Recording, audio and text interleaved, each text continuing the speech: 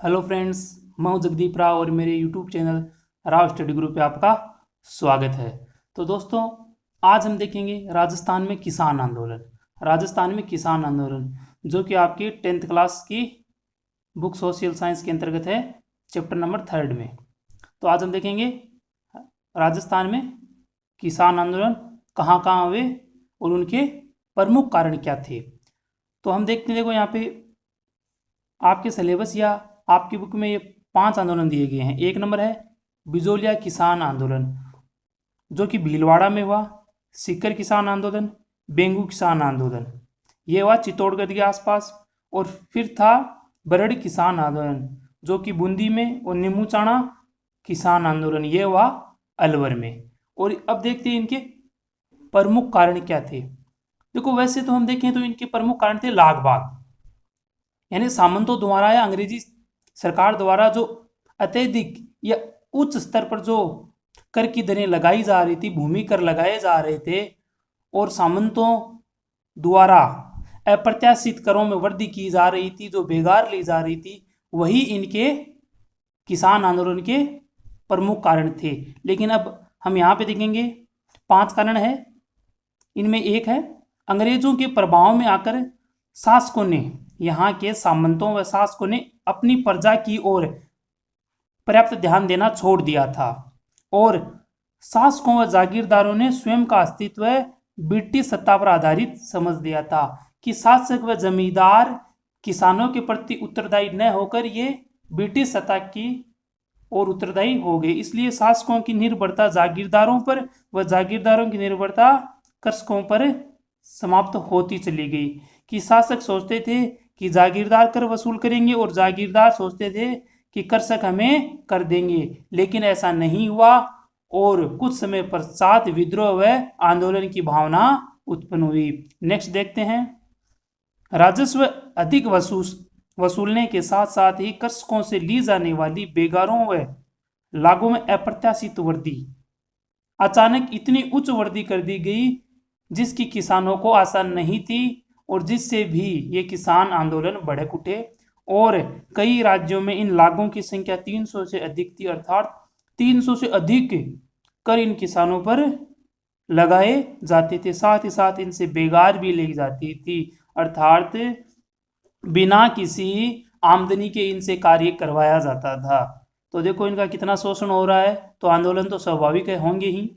आगे देखते हैं, इस काल में अन्य व्यवसायों से विस्थापित लोगों के कृषि पर निर्भर हो जाने के कारण, क्योंकि अंग्रेजी शासन के आने के बाद हमारे भारत में कुटीर उद्योगों का ह्रास हो गया था और जिसके कारण अत्यधिक लोग कृषि की ओर उन्मुख हो गए थे। लेकिन कृषक मजदूरों की संख्या में वृद्धि हो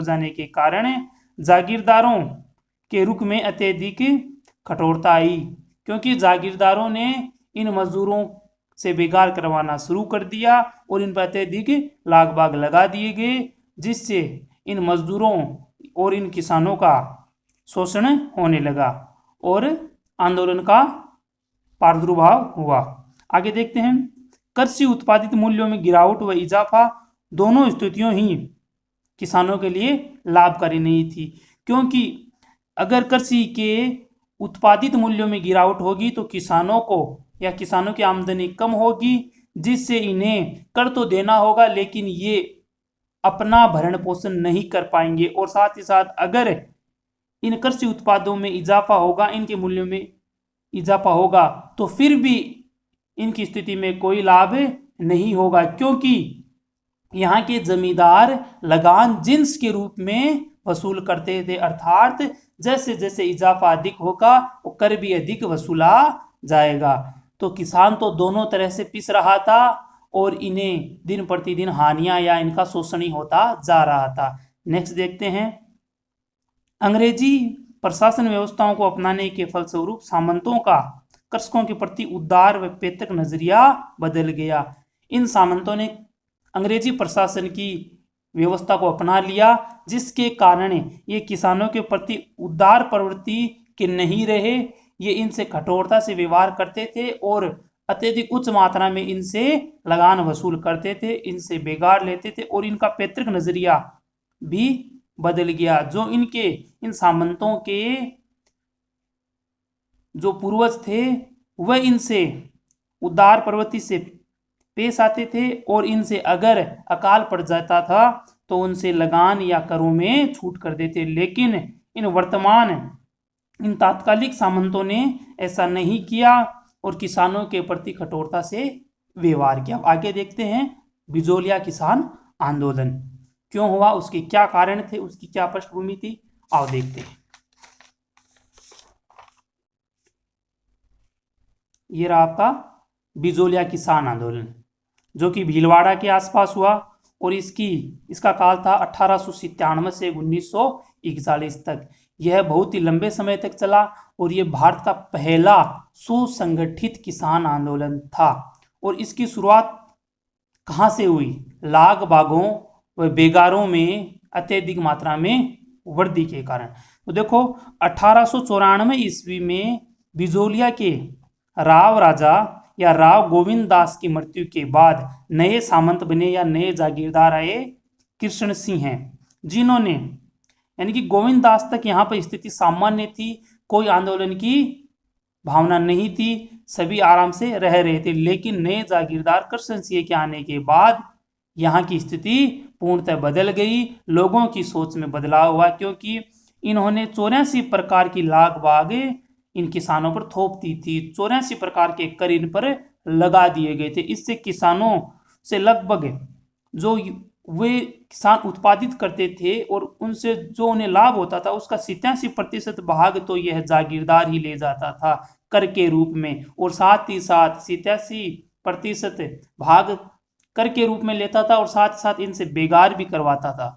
काम के बदले कोई आमदनी पैसा नहीं दिया जाता था और बेगार करवाई जाती थी। इससे यहाँ के किसानों में इन सामंतों के प्रति विद्रोह की भावना उत्पन्न हुई और आंदोलन ने रूप लिया। और इस बिजोलिया किसान आंदोलन में धाकड़ जाति के लोग सर्वाधिक सम्मिलित थे। और इसको देखते हुए इन सभी बातों को मद्देनजर रखते हुए 1897 ईस्वी में गिरधरपुरा नामक गांव में एक व्यक्ति थे गंगाधर राम धाकड़, जिनके पिता की मृत्यु हो गई थी और उनके यहाँ मृत्यु भोज पर कई किसान एकत्रित हुए और उन्होंने यह निर्णय लिया कि हमें इन लाग बागों के खिलाफ आवाज उठानी चाहिए और इसे महाराणा फतेह सिंह, उस समय मेवाड़ के महाराणा कौन थे? फतेह सिंह थे, उन्हें इस बात से अवगत करवाना चाहिए।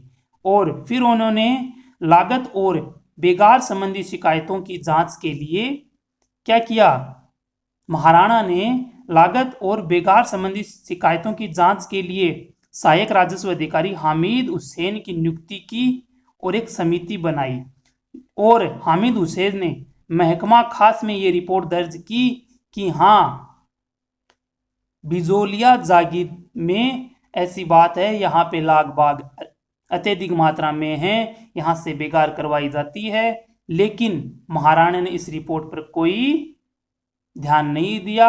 2-3 कर हटा दिए गए, जिससे कृष्ण सिंह का हौसला बढ़ा और उसने फिर नए नए कर लगा दिए। और इसके चलते 1899 और 1900 ईस्वी के लगभग भयंकर दुर्भिक्ष अर्थात छप्पनिया अकाल पड़ा।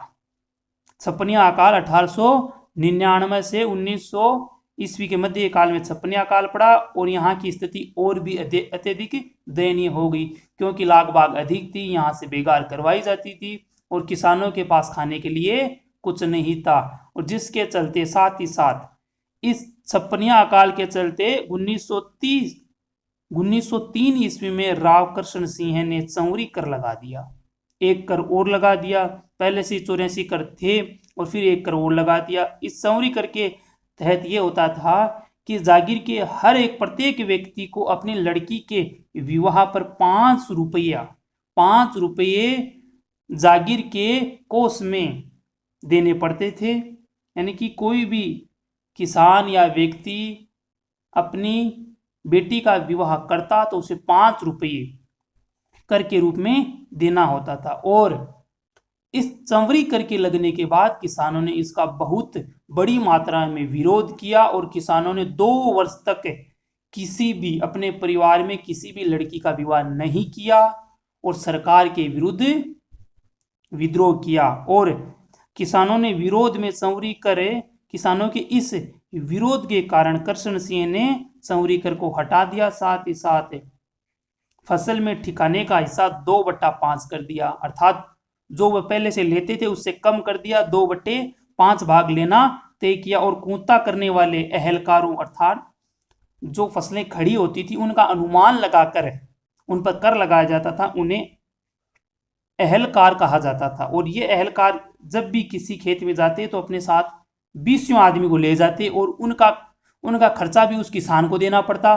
तो क्या किया यहाँ के जागीरदार कृष्ण सिंह ने यह कहा कि जो कूता करने वाला अहलकार जाता है वह अपने साथ 20 आदमी को नहीं ले जाएगा, वह अपने कुछ ही लोगों के साथ जाएगा और कूता प्रक्रिया को संपन्न करेगा। और इसके बाद एक नए जागीरदार आए 1906 में पृथ्वी सिंह हैं। देखो पहले आए तो गोविंद सिंह हैं, गोविंद दास की मृत्यु के बाद किशन सिंह हैं या कृष्ण सिंह, और उसके बाद 1906 में नए जागीरदार कौन आए, पृथ्वी सिंह हैं। इन्होंने तलवार बंधाई कर लगा दिया, जिसे हम उत्तराधिकारी कर भी कह सकते थे, क्योंकि नया जागीरदार जब बैठता था तो उसे हम तलवार बंधाई कर भी कह सकते हैं। और इसके तहत जागीर के प्रत्येक व्यक्ति को कुछ ना कुछ कर देना होता था, जिसके तहत इन सभी करों की बढ़ती मांगों के तहत पृथ्वीराज सिंह ने जब लूट और शोषण की चरम सीमा को पार कर दिया तो यहाँ के किसानों ने 1913 ईस्वी में यहाँ के किसानों ने संगठित होकर साधु सीताराम दास, फतेहकरण चारण व ब्रह्मदेव के नेतृत्व में जागीर क्षेत्र में हल चलाने से इनकार कर दिया कि अब हम खेती नहीं करेंगे, हल नहीं चलाएंगे।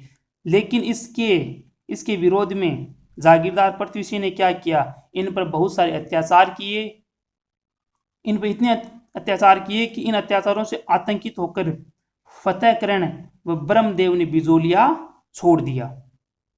यानी कि इनसे आतंकित होकर या डरकर फतेहकरण व ब्रह्मदेव बिजोलिया छोड़कर भाग चले गए। अब नेक्स्ट देखते हैं। तो इन सभी घटनाओं के बाद साधु सीताराम दास ने विजय सिंह फतिक को आमंत्रित किया इस आंदोलन को आगे चलाने के लिए। विजय सिंह फतिक आए और जिनका मूल नाम था भूप सिंह है, इनका मूल नाम था भूप सिंह। और इन्होंने 1917 में हरियाली अमावस्या में बेरीसाल नामक गांव में उपरमाल पंच बोर्ड की स्थापना की। किसकी स्थापना की दोस्तों?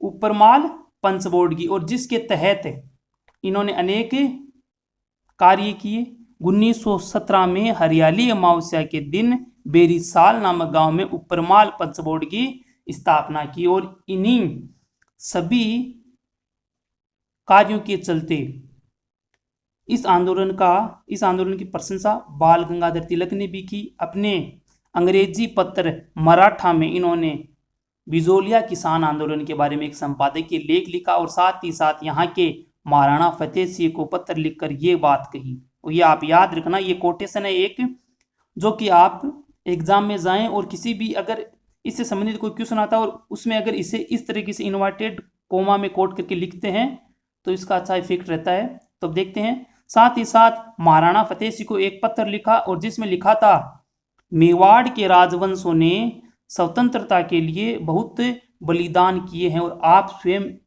एक स्वतंत्रता के पुजारी हैं। महाराणा फतेह सिंह, आप एक स्वयं स्वतंत्रता के पुजारी हैं, अतएव आपके राज्य में स्वतंत्रता के उपासकों को जेल में डालना एक कलंक की बात होगी। जो किसान अपने अधिकारों के लिए लड़ रहे थे, आप उन्हें जेल में डाल रहे हैं, तो राज्य में स्वतंत्रता के उपासकों को जेल में डालना आपके लिए कलंक की बात होगी।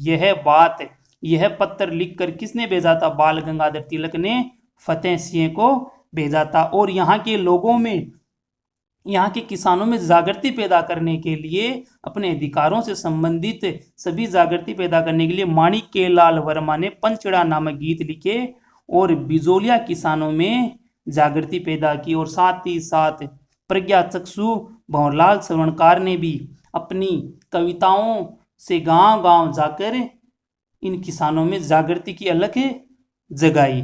और फिर आगे देखते हैं, विजय सिंह फतीक ने देशभक्ति की भावना यहाँ के युवाओं में, विजय सिंह फतीक ने यहाँ के युवाओं में देशभक्ति की भावना उत्पन्न करने के लिए उपरमाल सेवा समिति की स्थापना की। किसकी स्थापना की? उपरमाल सेवा समिति। इसका उद्देश्य क्या था? यहाँ के युवाओं में देशभक्ति की भावना उत्पन्न करना। और एक पत्र भी जारी किया जिसका नाम था उपरमाल का डंका।